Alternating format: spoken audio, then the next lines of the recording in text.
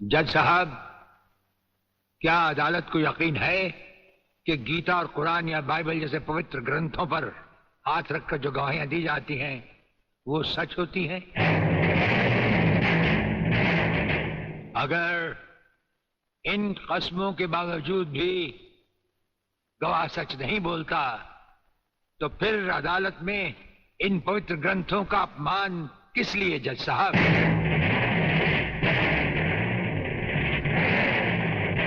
अगर फैसला ऐसे सबूत और गवाहों की बिना पर ही होता है जो पैसे से खरीदे जा सकते हैं तो बंद करवा दीजिए ऐसे रस्म और रवाज जो कि झूठे हैं।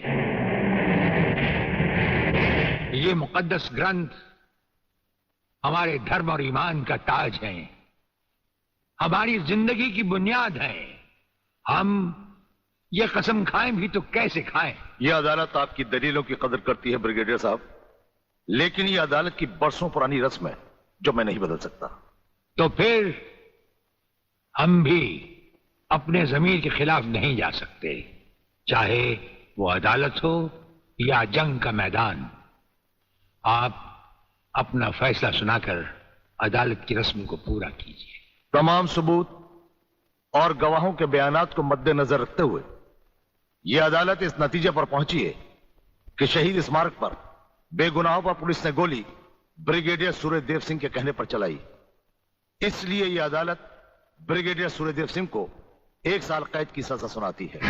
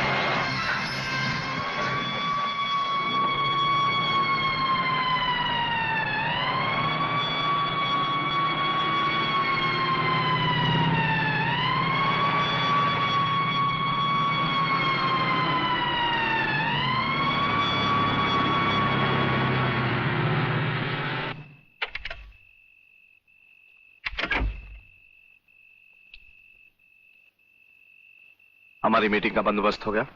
Yes sir. सूर्यदेव सिंह को आप जेल के तहखाने में मिल सकते हैं।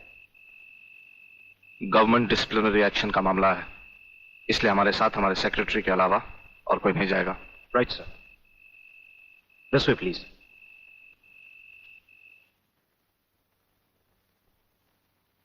आप इधर उधर देखने की तकलीफ मत उठाइए मंत्री साहब, हम देख भी चुके हैं और सुन भी चुके हैं। यहाँ दीवारें तो हैं लेकिन इनके कान नहीं। आपका वागले से अलग हो जाना, वागले का भरी अदालत में आपके खिलाफ बयान देना, आपका गिरफ्तार होना भाई ये सब मेरी समझ में पूरी तरह से नहीं आया। इसलिए तो आपको हमने याद किया है। और जब कभी जरूरी समझा जाता है तो इंस्पेक्टर वागले इसी तरह भेस बदल कर हमसे मिलने यहाँ आते रहते हैं।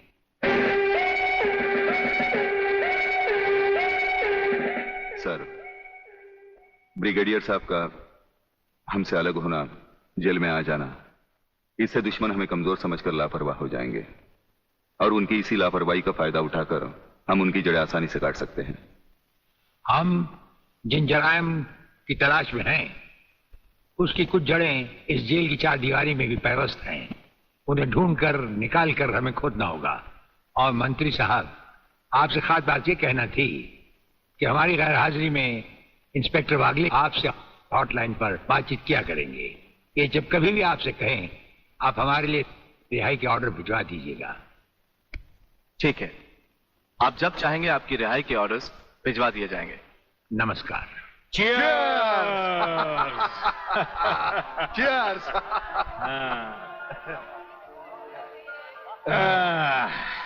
नया साल बहुत बहुत मुबारक हो प्रलयनाथ। नया साल तुम्हें मुबारक और सूर्यदेव सिंह का जेल जाना मुझे मुबारक। राधा बिटिया कहीं नजर नहीं आ रही। नजर तो तुम्हारा बेटा रसिक नाथ भी नहीं आ रहा। अरे भाई, इन नौजवान लोगों का हम बूढ़ों से क्या मतलब? मना रहे होंगे कहीं नया साल अपने जवान दोस्तों के साथ।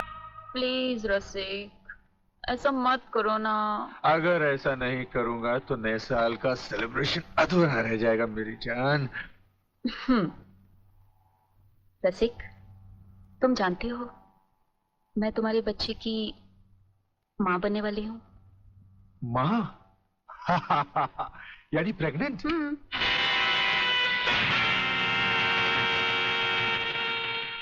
अनीता, तुम? हाँ, मैं। कह दो इसे भी, प्रेगनेंसी में परेशानी क्या है, करवा लो अबॉर्शन। शादी बाद में कर लेंगे, अभी तो हम बच्चे हैं। क्यों, यही कहा था ना तुमने मुझसे? और न जाने किस किस से कहा होगा। अनीता, अनीता, कब तक तुम मुझे यूं ही ब्लैकमेल करती रहोगी? राधा, राधा, ये सब तुमसे झूठ बोल रही है। ये मुझे बदनाम करना चाहती है। इसकी बातों में मत आना तुम। मैं भी तुम्हारी तरह इसकी भोली भाली बातों में आकर इसके बच्चे की माँ बनने वाली हूँ। मेरे बच्चे की माँ?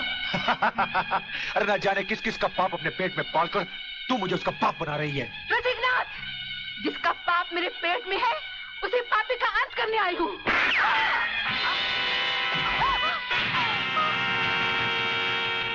ये तुमने क्या किया? रसिक, तुमने इसे मार डाला? तो और क्या करता? हजारों औरतें जबरदस्ती मेरे गले पड़ रही थी।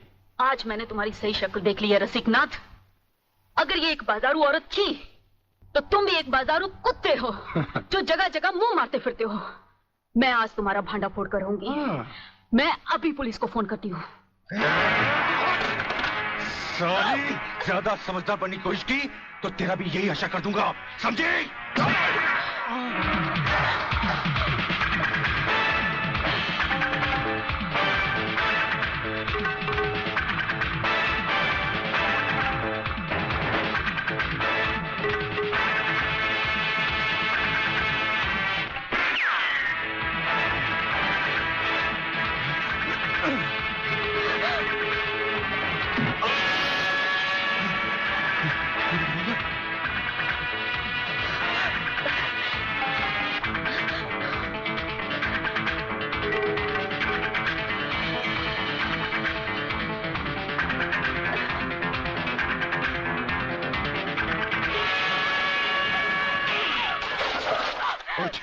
पुलिस को बताएगी,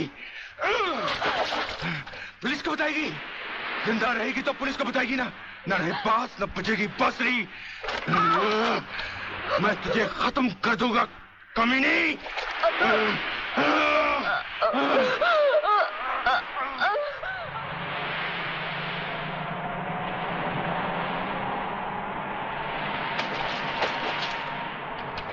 तो पीने का मजा ही नहीं आता। अरे क्या हुआ? अबे सामने देख, लड़की की लाश। अरे नहीं यार, ये भी कोई हमारी तरह नशे और मस्ती में चूर लगती है। चलो उसे और पिलाते हैं, अपना भी नया साल सुधर जाए। अबे नया साल सुधारने के बच्चे अगर लफड़े में फंस गए ना तो जिंदगी बिगड़ जाएगी। हमें क्या मालूम वो जिंदा है या मुर्दा? क्यों संजू? कुछ भी हुआ लोग, मगर इंसानियत के नाते उसे देखना हमारा फर्ज है। चलो चलो देखते हैं।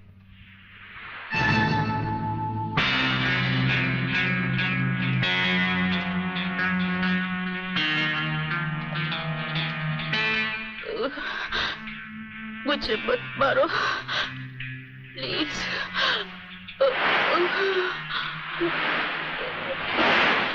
भगवान प्लीज मुझे मत मारो।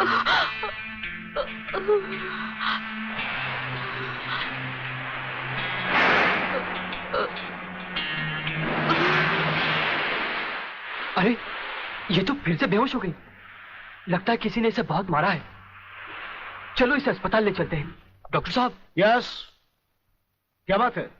डॉक्टर साहब, ये लड़की बहुत सीरियस है, आप बचा लीजिए प्लीज। लड़की? कहाँ है लड़की?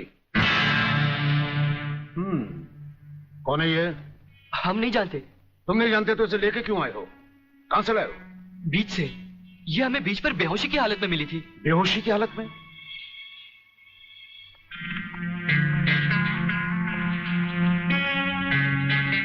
इसकी हालत तुम लोगों ने इसके साथ 31st नाइट मना के तो नहीं की है ना? हम लोगों ने? ये क्या कह रहे हैं डॉक्टर साहब?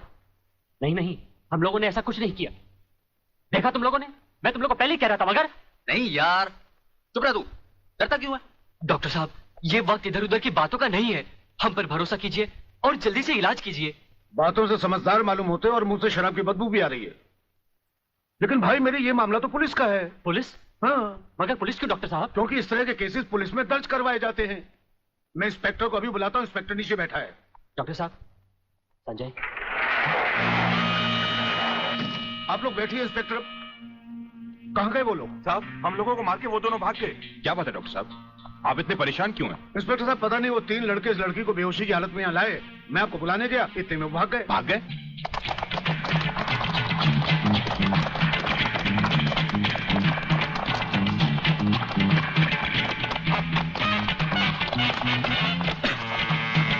अरे जल्दी कर।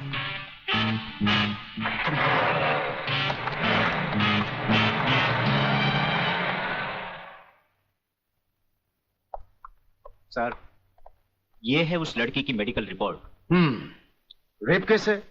नो सर, लड़की के पेट में 2 महीने का बच्चा है। लड़की को होश आया? No sir. उसका कुछ अता पता? अब तो उसके होश में आने के बाद ही पता लगेगा कि वो कौन है और उसके पेट में बच्चा किसका है। अगल सेब में अगल, अगल सेब में अगल। अरे बेटे, अंग्रेजी को मार गोली और हिंदी में समझा। क्या बात है? काकाश्री, पिताश्री मेरे परलोक सिधारने का प्रबंध कर रहे हैं। अरे तुम वो मेरी हत्या कर। तुम जैसी कमीने औलाद को मार डालना ही बेहतर होगा। देखता हूँ आज तुम्हें कौन बचाता है। प्रलयनाथ, तुम बीच में मत बोलो जीवनलाल। इस कमीने ने आज मेरी इज्जत मिट्टी में मिला दी है। मैं इसे जान से मारू। बात क्या है? क्या किया है इसने? ये बात तुम मुझसे पूछो तो अच्छा होगा। अच्छा अच्छा, रुक जाओ, शांति करो। बेटे रसिक, चलो उठो, बताओ क्या बात है? अंकल, अंकल मैं। हाँ हाँ बोलो, डरो मत। अंकल, मैं एक लड़की से मोहब्बत करते हो, यही ना? हाँ। तुम भी कमाल करते हो प्रलयनाथ। बेटे की मोहब्बत बर्दाश्त नहीं कर पाए, उसे मारने पर तो लाए। अरे मोहब्बत करना तो आजकल के नौजवानों का फैशन है। बात यह नहीं है जीवनलाल, सच तो यह है कि इसकी मोहब्बत के चक्कर में वो लड़की इसके बच्चे की मां बनने वाली। ओहो, तो इसमें कौन सी नई बात है? करवा दो शादी। और अगर लड़की अपने बराबर की नहीं है तो करवा दो एबॉर्शन। मगर जीवनलाल, बात यह है। अरे यार, ऐसे मामले में बात कुछ नहीं होती, सीधी सी बात है। अगर वो लड़की नहीं मानती तो पैसे वैसे देकर अपनी जान छुड़वा लो, और अगर फिर भी नहीं मानती तो तुम्हारे लिए किसी की जान लेना कौन सी नई बात है? प्रलयनाथ, तुम तो खामखा उस लड़की के लिए अपने बेटे की जान के पीछे पड़े हो। दरअसल बात यह है जीवनलाल कि वो लड़की तुम्हारी बेटी राधा है।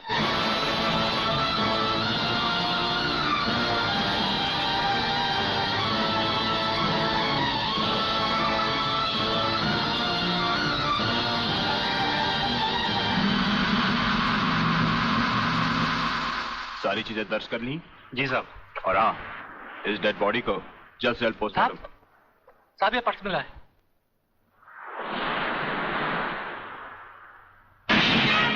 संजय आर चौहान। मेरा पर्स बीच पर या अस्पताल में गिरा है। अगर वो पुलिस को मिल गया तो कहीं हम फंस ना जाए। नहीं यार, अरे जब हम लोगों ने कुछ बुरा किया ही नहीं है तो हम फंस क्यों जाएंगे? अरे मैंने पहले ही कहा था कि इस चक्कर में मत पड़ो, उल्टे फंसेंगे। लेकिन मेरी सुनी किसने थी? मैं कहती हूँ डर डर के कब तक ये बात सबसे छुपाते रहोगे। चलो माँ जी को सब सच बता देते हैं, सब ठीक हो जाएगा।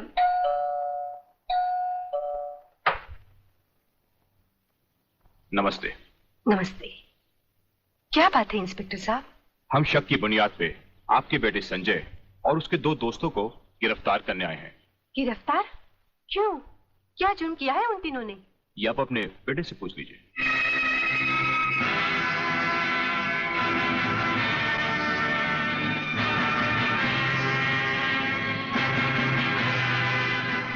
वाह गोटिया वाह, क्या खुशखबरी लाया है। डीआईजी रुद्र प्रताप का बेटा पुलिस के फंदे में।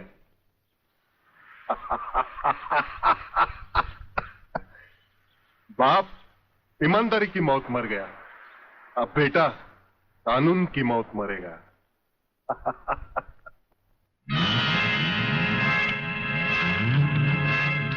गोटिया आप देखना, मैं इस चश्मदीद गवाह को ऐसी मौत मारूंगा कि उसकी आंखें मुझे पहचानने से पहले ही बंद हो जाएगी। तुम उस डॉक्टर को खरीद लो और रिपोर्ट तैयार करवाओ जो मैं चाहता हूं। यह समय सोचने का नहीं है बेटी, यह हम दोनों की जिंदगी और मौत का सवाल है। पिताजी, पुलिस पूछेगी तो मैं क्या बताऊंगी, किसका नाम लूंगी? पुलिस को तुम ये बताना कि तुम्हारे साथ बलात्कार हुआ है। हाँ बेटी, बलात्कार। प्रलयनाथ की प्रलय से बचने का ये एक ही तरीका है। तुम उन्हीं 3 लड़कों का नाम पुलिस को बता देना जिन्होंने तुम्हें अस्पताल पहुंचाया है। पिताजी, लगता है पापियों के साथ रहकर आपका दिमाग भी उन्हीं की तरह हो गया है। आप ये कह रहे हैं मैं उन लड़कों को फांसी के फंदे तक पहुंचा दूं जिन्होंने मेरी जिंदगी बचाई? नहीं पिताजी, मैं ऐसा हरगिज नहीं करूंगी, हरगिज नहीं करूंगी। बेटी, इतिहास गवाह है, आदमी ने अपनी जान को बचाने के लिए अपने ही भाइयों की लाशों को कुचला है। ये दुनिया का नियम है बेटी। फिर वो तीनों हमारे लगते भी क्या हैं? अगर उन्हें फांसी लग भी गई तो हमारा क्या जाएगा? बेटी, उन लोगों की जिंदगी से कहीं ज्यादा कीमती हमारी जिंदगी है। पुलिस को वही बताना जो मैंने तुम्हें कहा है। मगर गुप्ता जी, किसी के सपने पूरे करने के लिए किसी के अरमानों का गला तो नहीं घोटना चाहिए। ये पाप है। राधा तो प्रेग्नेंट है और आपने पैसे के लिए उसके बलात्कार की गलत रिपोर्ट तैयार कर दी। तुम मेरे सीनियर हो या मैं तुम्हारा सीनियर, पेशे का सबक मुझे मत सिखाओ, समझे? सीनियर और जूनियर का मतलब ये तो नहीं सर कि आप कुछ भी करें और मैं चुपचाप देखता रहूं। ऐसा कभी नहीं होगा। मैं आपकी गलत रिपोर्ट पर हरगिज साइन नहीं करूंगा जो उन 3 निर्दोषों को फांसी के फंदे तक पहुंचा दे। डॉक्टर सिन्हा, आज से 5 साल पहले डॉक्टर श्रीवास्तव ने इसी तरह की एक गलत रिपोर्ट पर साइन करने से इनकार कर दिया था। गुंडा स्वामी के आदमियों ने उसे 6ठी मंजिल से नीचे फेंक दिया और पुलिस ने उसकी मौत को आत्महत्या समझकर उसकी फाइल हमेशा हमेशा के लिए बंद कर दी। अगर तुम भी उसी राह पर चलना चाहते हो तो एज यू विश। इंस्पेक्टर साहब, मैं कहती हूँ ये कहाँ का न्याय है? कैसा कानून है जो 3 मासूमों को सोचे समझे बिना हवालात में बंद कर दिया? मैं पूछती हूँ क्या हो गया है इस देश के कानून को? अगर पुलिस वाले इस तरह पुलिस स्टेशन में सोते रहे तो निर्दोष लोग जेल में नहीं जाएंगे तो कहाँ जाएंगे? उठो! कौन तुम? नींद की गोली खाकर सोया है गांजे की? दिखता नहीं क्या? लड़की हूँ मैं, आलोक की बहन, जिसे तुम्हारे कोई बहादुर इंस्पेक्टर ने बलात्कार के जुर्म में पकड़ा है। कहाँ है वो इंस्पेक्टर? मैं उससे मिलना चाहती हूँ। सलाम साहब। साहब? अच्छा, तो आप ही है वो साहब। मैं पूछती हूँ तुम पुलिस वालों को हुआ क्या है जो गुनहगार को निर्दोष और निर्दोष को गुनहगार समझ लेते हैं? सुना था कानून अंधा होता है, मगर तुम्हें तो भगवान ने एक नहीं 2-2 आंखें दी है और वो भी चील की तरह मोटी मोटी। क्या वो तीनों तुमको किसी भी तरह से बदमाश लगते हैं? अरे मेरा भाई आलोक, वो तो किसी लड़की से बात करते हुए भी कांपता है, वो किसी पे बलात्कार क्या करेगा? खाक। वागले बेटे, ये तो लाल मिर्च है तीखी तीखी।